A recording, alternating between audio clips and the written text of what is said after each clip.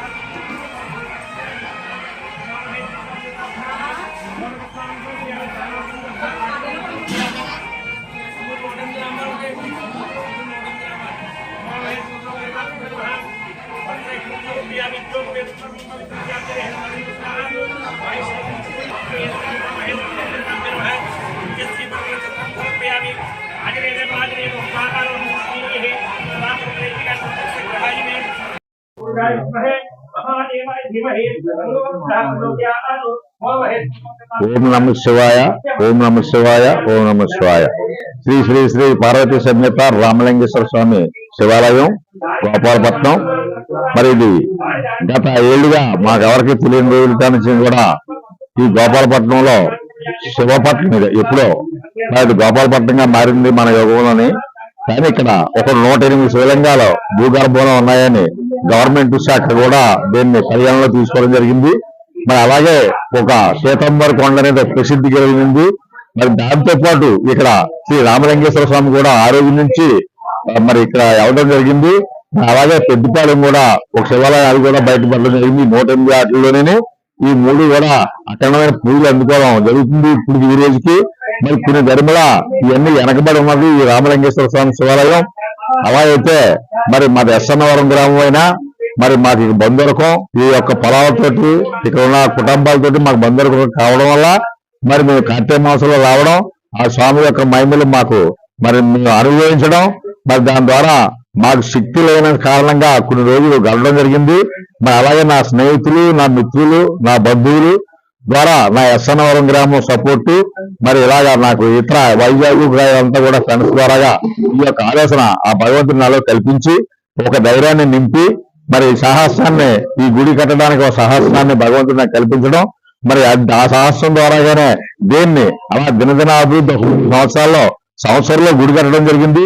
మరి అక్కడి నుంచి కూడా ఈ యొక్క పూజలు అందుకోవడం, మరి అలాగే ఒకరు కూడా మరి ఉన్నతమైన వ్యక్తులు కూడా రావడం, మరి యొక్క పూజలు ఇంకా ఆయన అవి జరుపుకోవడం, ఆయన యొక్క నడువడుకులోనే భావన తప్ప నా వ్యక్తిగతంగా శ్రీక్షేత్రాన్ని భావన అయితే లేదు. ఎందుకంటే నేను అతి సామాన్యుడిని.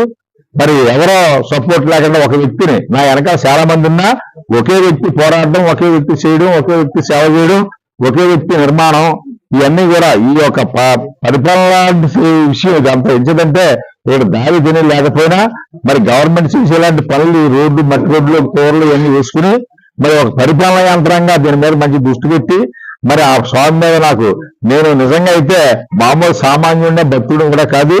మరి వాళ్ళ వ్యాపారం కరోనా వచ్చిన తర్వాత వ్యాపారాలు కొద్దిగా మాకు సందర్శించడం, దాన్ని మేము చేసి కాదు ఈ స్వామి మీద మా నమ్మకం కొద్ది దీన్ని తలపెట్టడం, ఆ తలపెట్టిన ప్రకారంగానే ఈ స్వామివారు మరి ఆదేశం మేరకు ప్రతి సోమవారం మరి భోజనం అన్నదానం కూడా జరగడం. మరి అలాగే మన కాశీ వెళ్ళి వచ్చిన తర్వాత మరి అక్కడ కాశీ అన్నపూర్ణమ్మ గుడిలో నేను కూర్చున్న తర్వాత నాకు ఎందుకో ఒక్కసారిగా ఒక రకమైన ఆలోచన కలిగింది. అలా కళ్ళు మూసుకుంటుంది. మరి నెలలో ఒక లక్షవారం అమ్మవారి పేరును కూడా భోజనం పెట్టాలి అక్కడ ఆదేశం జరిగింది. దాని ప్రకారం అది కూడా అమలు పెట్టాం. అయితే ఈ స్వామివారు మరి స్వయంముఖంగా మళ్ళీ వచ్చి మరి అన్ని మనిషి వ్యక్తి మరి ఆ వ్యక్తి ఆ మళ్ళీ ఉన్నదాన్ని గట్టి మీద వచ్చి ఈ యొక్క పొలం అంతా కూడా అన్నూరు సింగయ్య రామారావు అనే పొలం ఆయన మనిషిగా రెవెన్యూ అవలొచ్చాక ఆయన పొలం దూరంగా ఉన్నా ఆలలో కలిసింది కాబట్టి ఆ పన్నీరు రామారావు అనే పొలంలో ఆ మనిషి గారు ఈ దేవుని స్థాపించడం ఆ అన్నాల్లో కూడా మంచి పూజలు చేసుకోవడం ఆ పూజలు ద్వారా ఆ కుటుంబాలను కూడా నిత్య కార్యక్రమాలను ఆవాసనాడు దైవాన్ని కూడా పెట్టాలని ఆ మనిషి గారు ఆ కుటుంబానికి ఆదేశించడం. మరి కాదు శివరాత్రి వెళ్ళిపోయిన ఆవాసనాడు ఆ కుటుంబీకులు భోజనాలు కూడా పెడుతుంటారు. దానికి ఎంతో కొంత ఫలం కూడా ఆయన కేటాయించడం జరిగింది. దాని ప్రకారంగా బాధ్యత వహించి ఆ రోజునాల్లో ఆ భోజన కార్యక్రమం చేయడం. మరి మేము ఇది ఒక డెవలప్మెంట్ చేసిన తర్వాత ప్రతి సోమవారం ఒకవేళ ఓపుకున్నా లేకపోయినా ఆ పని అతను అంతరాలు చేసుకున్నాడంటే అతనికి అన్నదానం అనేది చాలా ఇంపార్టెంట్ అని నేను గమనించి నాకు గమనించిన చేత నేను రేపు ఏం జరిగింది అనుకోకుండా ఆ సోమవారం ఎక్కడో కూడా. అందరికీ నా పేరు శ్రీరామ్ శర్మ. నేను గోపాలపట్నం గ్రామంలో శ్రీ పార్వతీ సమేత రామలింగేశ్వర స్వామి వారి సన్నిధినందు ఆలయ పూజారిగా పనిచేస్తున్నాను. ఈరోజు మహాపర్వదినం అంటే మహాశివరాత్రి. శివుడు లింగ రూపంలో ఉద్భవించిన రోజు కావున భక్తులందరూ కూడా శివాలయాలకు పోటెత్తుతూ ఉన్నారు. ఈ మహాశివరాత్రి పర్వదిన సందర్భంగా ఈ రోజు మా శివాలయం నందు ఉదయం స్వామివారికి ప్రత్యేకమైన పంచామృత అభిషేకాలు జరపబడ్డాయి. అలాగే తదనంతరం కమిటీ పెద్ద అయినటువంటి ఆలయ ధర్మకర్త అయినటువంటి నాగేశ్వరరావు గారు మరియు కొంతమంది గ్రామ ప్రజల సహకారంతో స్వామివారి యొక్క 108 లింగాలను కూడా ఇక్కడ ప్రతిష్టాపించడం జరిగింది. అదేవిధంగా ఆ లింగాలన్నింటినీ కూడా రేపు ఊరేగింపుగా గ్రామంలో తీసుకుని వెళ్లి భక్తులందరూ కూడా దర్శనం చేసుకున్న తర్వాత వాటిని సముద్రంలో కానీ నదిలో కానీ నిమజ్జనం చేయడం జరుగుతుంది.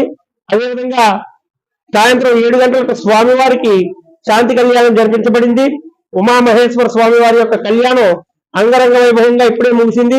తదనంతరం ఇప్పుడు స్వామివారికి ఏకాదశ మహన్యాసపూర్వక రుద్రాభిషేక కార్యక్రమం అలాగే రుద్రహోమ కార్యక్రమాలు కూడా జరపబడుతున్నాయి. అనేక మంది భక్తులందరూ కూడా వచ్చి స్వామివారిని దర్శించుకున్నారు. అదేవిధంగా ఈ స్వామివారి ఆలయం ఒక ప్రశస్తమైన స్థానం సంపాదించుకుంది. ఎందుకంటే ఈ గోపాలపట్నం చుట్టుపక్కల అనేక లింగాలు భూమిలో వెలిసి ఉన్నాయి. అదేవిధంగా ఈ శివాలయం కూడా స్వయంభూగా వెలిసింది కాబట్టి పార్వతీ సమేత స్వయంభూ రామలింగేశ్వర స్వామి వారికి నిత్యం దీపదీప నైవేద్యాలతో అభిషేకాలతో పూజా కార్యక్రమాలన్నీ కూడా జరపబడుతున్నాయి. కావున భక్తులందరూ కూడా వచ్చేసి ఈ పార్వతీ సమేత స్వయంభూ రామలింగేశ్వర స్వామి వారి దర్శనం చేసుకుని ఆ భక్తులందరూ కూడా శివుని అనుగ్రహం పొందుతారని, అందరు ప్రజలు కూడా క్షేమంగా ఉండాలని, దేశమంతా కూడా సుభిక్షంగా ఉండాలని కోరి ప్రార్థిస్తున్నాం. నమస్తే.